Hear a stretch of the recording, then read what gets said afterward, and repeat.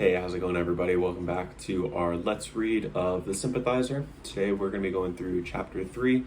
In my opinion, the most exciting chapter of the book so far.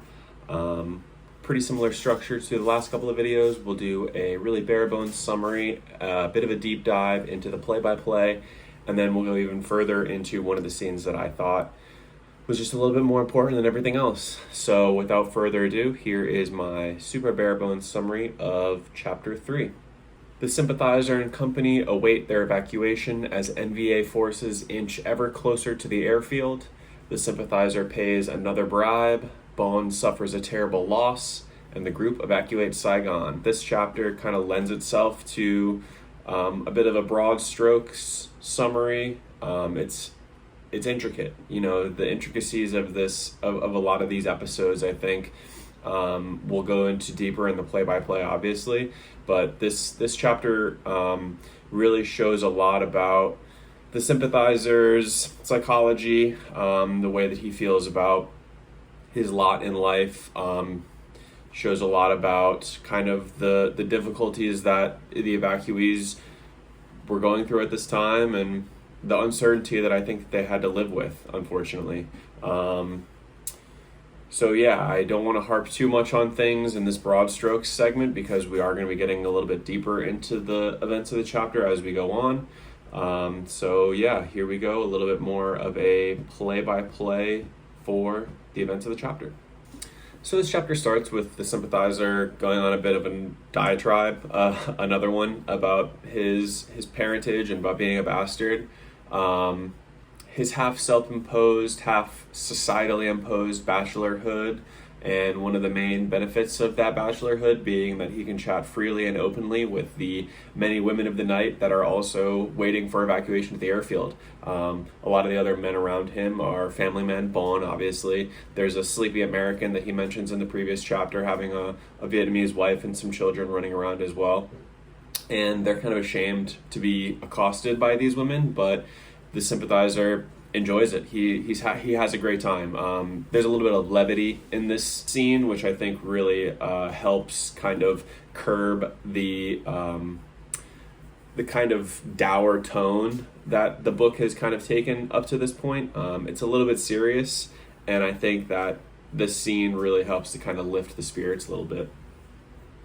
We are introduced to a triumvirate of call girls named Mimi, Fifi, and Titi, whose names may have been invented on the spot, changed as easily as customers, is what the Sympathizer says. They offer some respite and joy during this incredibly tense process for the Sympathizer, and it is genuinely nice to see the Sympathizer happy. We don't really get to see a lot of him kind of enjoying himself. A lot of the time it's him dealing with his internal struggle, his internal conflict. So for him to just kind of blow off some steam, I think is really valuable in kind of keeping his character feel human, He raises a theory that American strategic planners purposefully eradicated peasant villages in order to send their young women to cities to service the same men that actually did the eradicating. So that's a pretty dark accusation that he levies, but again, I mean, as someone who was not there, not on the ground, I can't really say that is incorrect. The girls continue to tease Bone and the American with the large mustache, the sleepy American that I mentioned before, that is seated near their group, and the Sympathizer feels a unique connection with them as they are all actors, playing roles for the pleasure of others. The Sympathizer is reminded of pleasant childhood memories with his mother at the beach, and he falls in love with Fifi. The girls tell the Sympathizer of their hero, Ed Sarge such and such, that drove a bus around Tudo and picked up as many crawl girls as wanted to leave. The girls offer their reasons for choosing exile, stating that it just makes sense economically. TT states poignantly that she's not going to let anyone eat that mango for free, which I think is hilarious and probably my favorite line in the chapter. Could potentially be up there for a favorite line in the book so far. The Sympathizer continues to wait for their group to be called. Ruminating on the situation, the Sympathizer offers one of my favorite lines in the chapter as well. Not quite as good as the eating of the mango, but regarding the ICC, who he affectionately refers to as the I can't control shit, their role in overseeing the ceasefire. He says, It was a smashingly successful ceasefire, for in the last 2 years, only 150,000 soldiers had died, in addition to the requisite number of civilians. Imagine how many would have died without a truce. I think that this perfectly kind of boils down the tongue-in-cheek humor of the book. It's obviously poking fun at the fact that, this is just a quagmire of devastation. Even if everything is going correctly, there's still some way that it was going to get messed up. War is a travesty, and I think that this is just another representation of that, showcasing the fact from the Vietnamese perspective, saying that even though the ceasefire has been inked, and even though they're no longer technically at war, nothing has really changed in the last short span of time, unfortunately. So finally, after their wait, the group is called to buses that will bring them to their plane. When the crowd nears 200 as opposed to the 92 originally planned, the Sympathizer is told by the nearest Marine that because the Vietnamese aren't too big, they're essentially doubling up on their load. The rankled general and company finally board the plane, and the Sympathizer recognizes the man that he bribed for their visas. As the jam-packed plane begins to take off, an NVA artillery strike on the airfield hits the plane and causes a panic. The Sympathizer rolls his way off the plane to avoid the crush and is seized by Bone, also carrying Lin and Duke away to safety. The two have a conversation about the identity of the attackers, Bone stating that they are Republicans who want a seat out, and the Sympathizer theorizes that it is the NVA that have taken the perimeter of the airfield. In their position of safety, kind of butted up against a concrete barrier on the airfield, the Sympathizer runs into, again, the sub-undersecretary and recounts in detail their meeting and the terms of his bribe. The Sympathizer states that he had cost the bureaucrat a considerable fortune by purchasing 92 visas for what would pay for 2 if he was feeling generous. The Sympathizer shows off his powers of intimidation and persuasion in this scene, the scene with the bribe actually taking place, and is able to secure the visas, much to the bureaucrat's displeasure.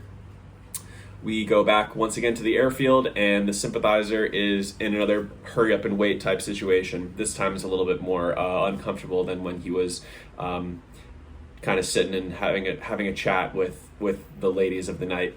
Finally, another C-130 is in the air and touches down, and there is a mad dash to get aboard. The general, the Sympathizer, and Bone and his family all make a break for the plane while a hail of bullets whiz past the evacuees.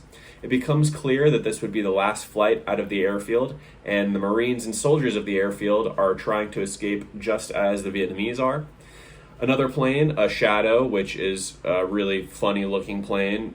I know in the book it says that it's a funny-looking plane, but if you haven't seen a picture of the Shadow, you should definitely look it up. It really is a funny-looking plane. So another plane, a Shadow, takes off near the C-130 and is almost immediately met by a heat-seeking missile, which I think is a pretty ill omen for their final escape. The general and the Sympathizer finally make it to the ramp, and when the Sympathizer attempts to let Bone and his family pass, to secure their spots, he realizes that they're no longer behind him. Turning around, he sees Bone clutching Lin and wailing. She and Duke had been hit in some capacity during the dash and are bleeding out on the tarmac.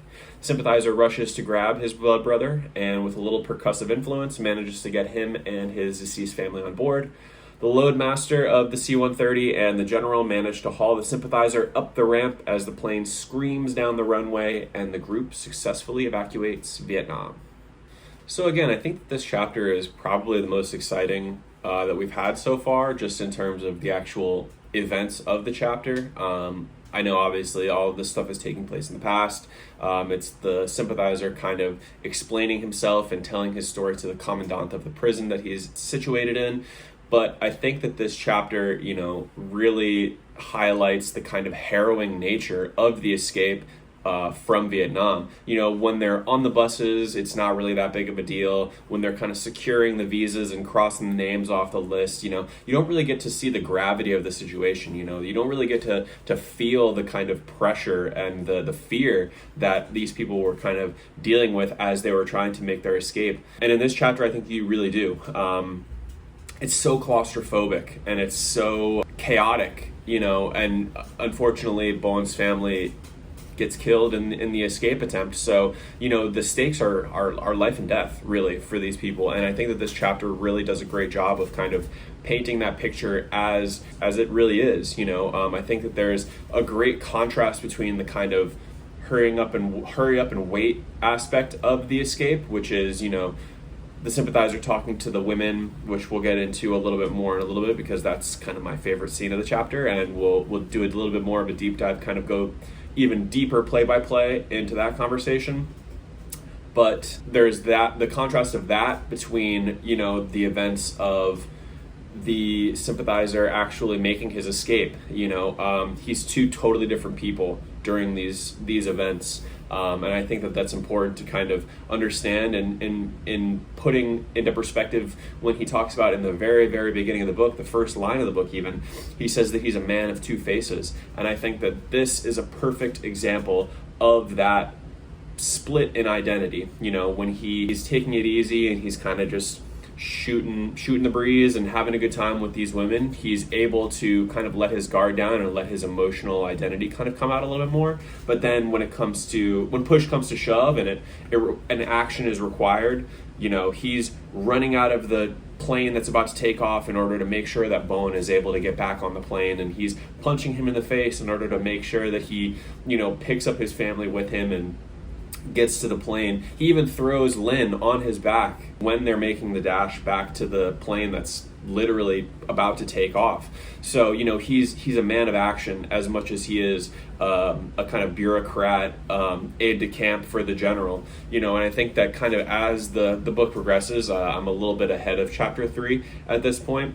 As the book progresses, we start to see more and more of this man of action kind of come out of the sympathizer, which I think is very important for his development as a character and the kind of development of the theme of him being a man of two faces.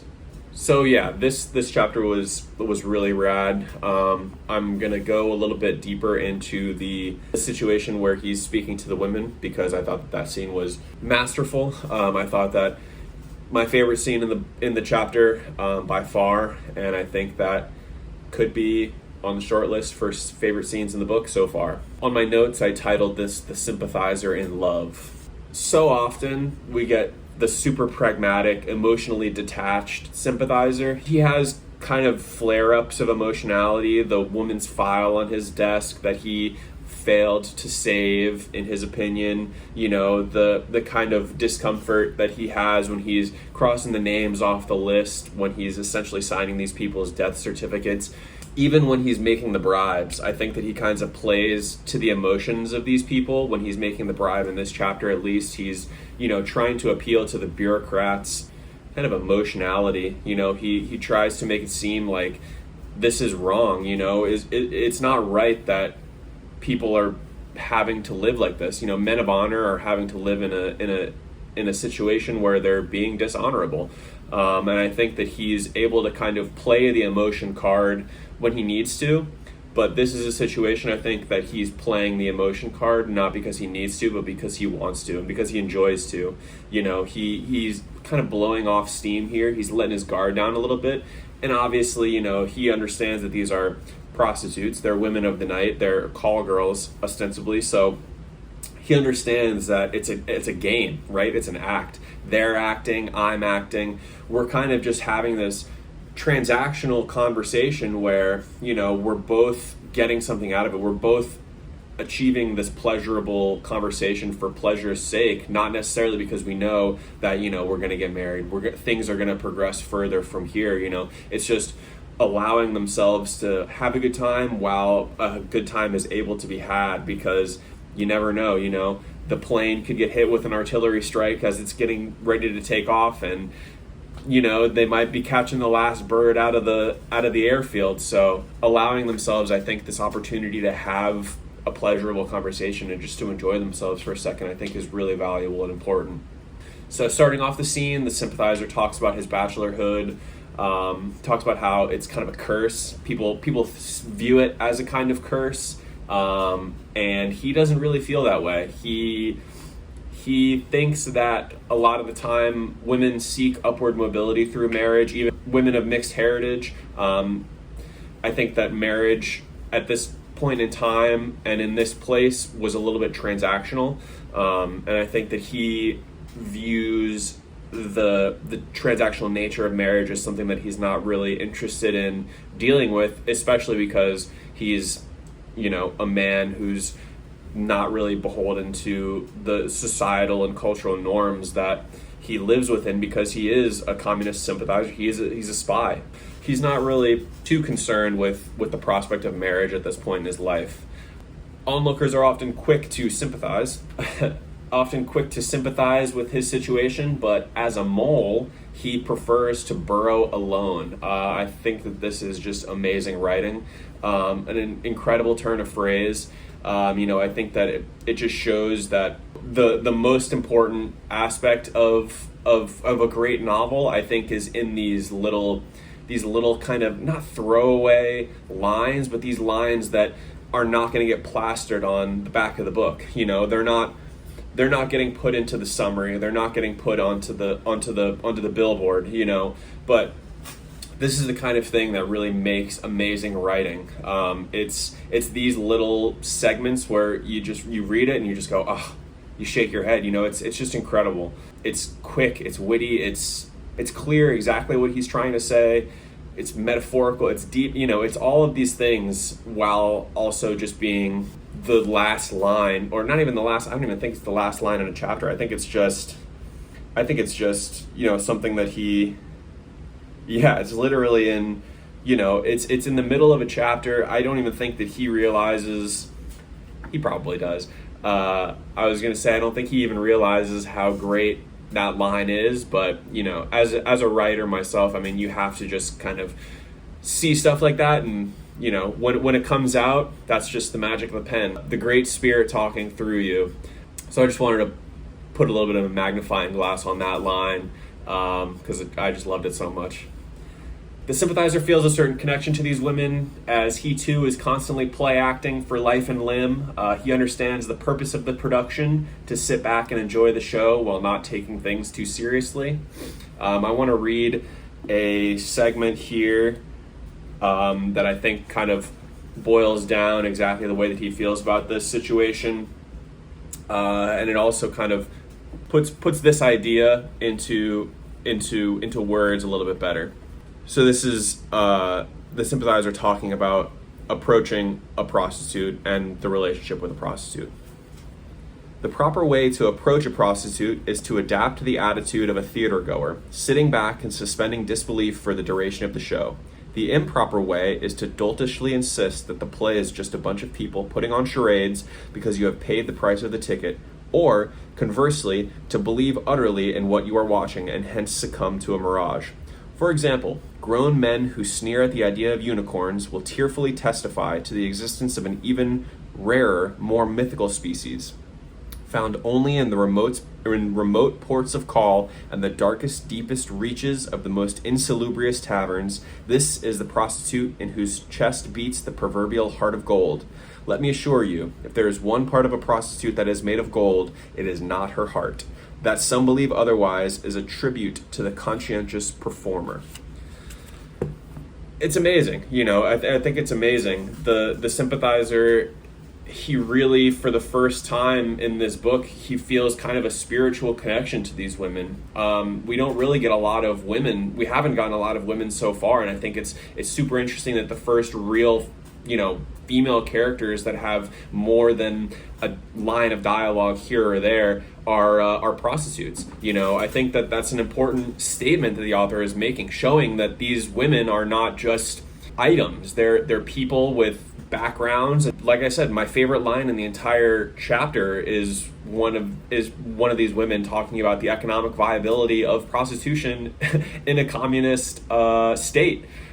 So I think that segment right there is super, super amazing to show that, like I said earlier, he's just blowing off steam. He's at the theater right now. He's just enjoying himself because he's not sure when and if he's going to be able to enjoy himself anymore. So I think that segment right there, that little excerpt is a perfect way of understanding the way that the sympathizer feels about these women and their role in society and their relationship with their consumer. A Sympathizer goes on to comment on the origins of most of the women of the night that are currently working in Saigon. Through research and personal anecdotes, he knows that most of these women are poor country girls displaced by the war and forced by cowboys, what they call pimps, to serve American soldiers in big cities. You can really feel the bristling rage underlying the sequence. I think that this is just another example of why American intervention didn't work. Another shining example of the failure of the Vietnam War. Having American soldiers basically bomb villages, forcing young women and girls to bigger cities where Americans control import, export. They control the markets for the most part. It kind of just shows the stranglehold that American intervention had on the prospects of a successful and viable life in Vietnam at this time. And unfortunately for all of these women, the only real way to make money and to survive was to sell themselves.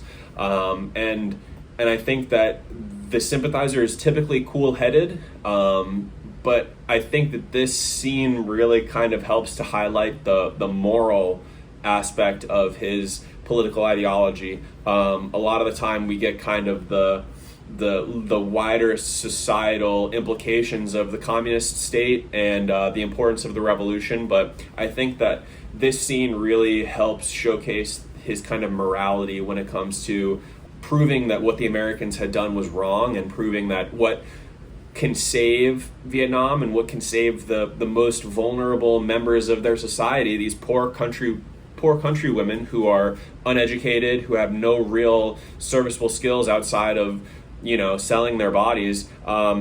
That's who the revolution is trying to protect. It's who the revolution is really for. It's not for the soldiers, it's not for the generals, it's not for it's not for any of these people. I think that he understands that these are the people that he's trying to protect through the revolution. So the Sympathizer, he flirts happily with the women who try and goad Bone and the sleepy American into conversations as well.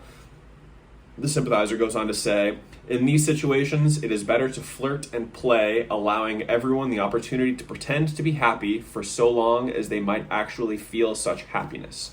So I think this just goes back into the idea that the Sympathizer is kind of just living in this moment. He sees what's going on around them. He understands the kind of precarity of their situation. He understands that, this is a dangerous time to be alive. He's in a dangerous position. He's a spy. He's a communist spy attempting to evacuate a war-torn country to go to another country to go spy on his own people in the new land. He's dealing with a lot on his plate, and I think that this time for him is massively important because he's allowing himself the opportunity to blow off steam, which he doesn't really get during his service, during his work, which kind of exists throughout his life. His work is his life, and I think that this is a rare opportunity for him to just feel something other than fear or dread or whatever it may be that he's kind of constantly shouldering. He goes on to physically describe the women and the alluring aspects of each of them, finally admitting to favor Fifi, who is the de facto leader, her body and perfume reminding him of a cherished beach vacation that he had with his mother when he was very young, and a vial of perfume that his mother wore that was a gift from his father. He says, "So I fell in love with Fifi, a harmless enough emotion. I was wont to fall in love 2 or 3 times a year and was now well past due." I think any man kind of understands that sentiment. Connection is it's so unique. It's so quick. People's energy can draw you in, can make you feel certain things, and I think that the Sympathizer is kind of being tongue-in-cheek here. He understands that obviously everyone's acting, everyone's playing around, everyone's kind of having a good time, and I think that this is kind of another brick in that wall. He comments on the fact that his love for Fifi is a harmless enough emotion, which typically these stories are written about love, right?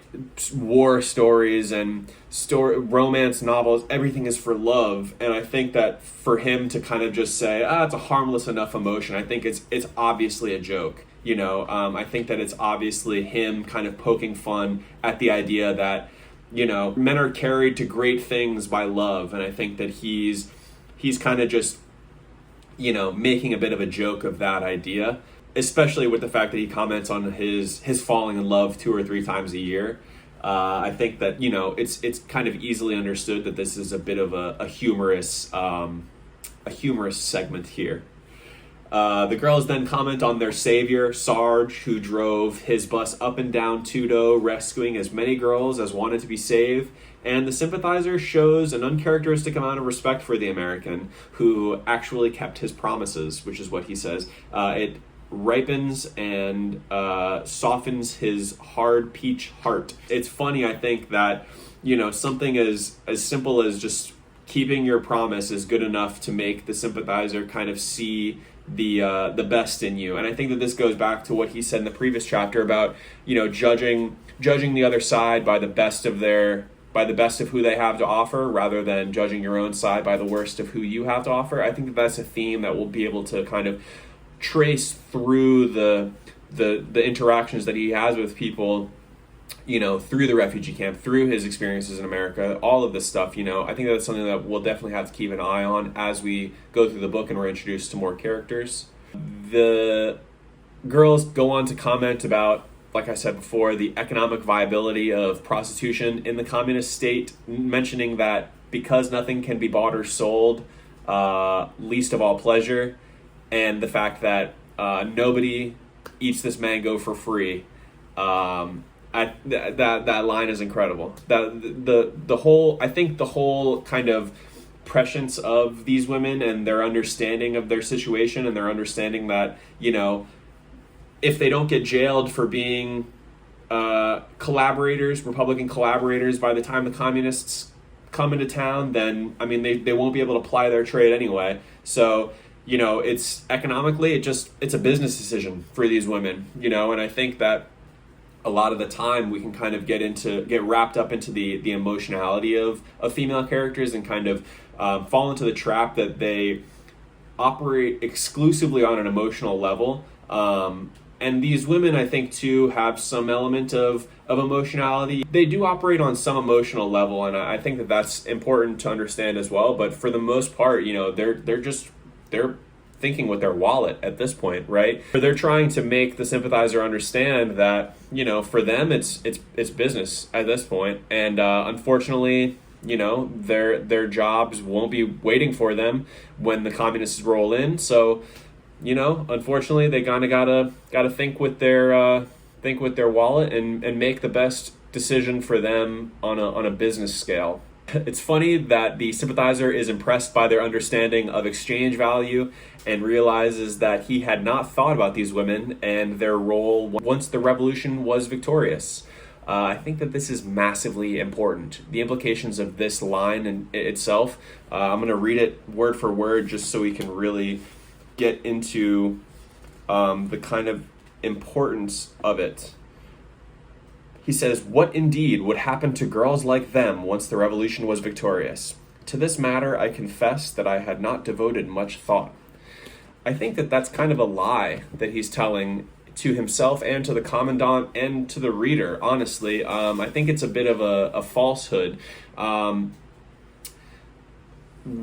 Women, I think, are often overlooked when it comes to this kind of political upheaval. The role of women and the traditional gender roles that kind of our society imposes on women. And again, I'm not Vietnamese. I don't have a great understanding of Vietnamese culture. And so my understanding of the traditional female gender role in Vietnam at this time, I'm not really sure what that is. The Sympathizer, he is a bachelor. He's an unmarried man. He doesn't really have any romantic prospects. His kind of relationship with women is not really existent at this time. And so I think that him saying that he hadn't devoted much thought is bit of a lie, because I don't think that he's devoted any thought at this point. I think that he's so wrapped up in his own self-importance and his own role in this kind of conflict that his understanding of the role of the least protected and the most vulnerable people at the bottom, women and children especially, I think that he kind of, makes the conflict kind of a moral, societal struggle, a class struggle, whereas it should be, his mind should be on those people that are deserving and need the most protection. The kind of capitalistic state that has caused these women to flee their homes, to flee their villages and their families in order to sell their bodies to American GIs in big cities. I think that, it's kind of indicative of his